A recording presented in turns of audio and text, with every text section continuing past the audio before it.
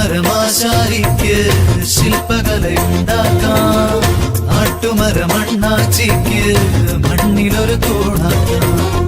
തേക്കുമരമാശാരിക്ക് ശില്പകലയുണ്ടാക്കാം, ആട്ടുമരമണ്ണാച്ചിക്ക് മണ്ണിലൊരു തൂണാക്കാം.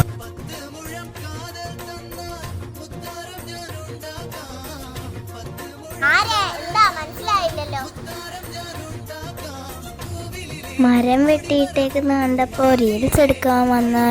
Sorry അമ്മച്ചി. എന്തെങ്കിലും കിടക്കുന്നതാണ് റീൽസ് എടുക്കാൻ വന്നത്.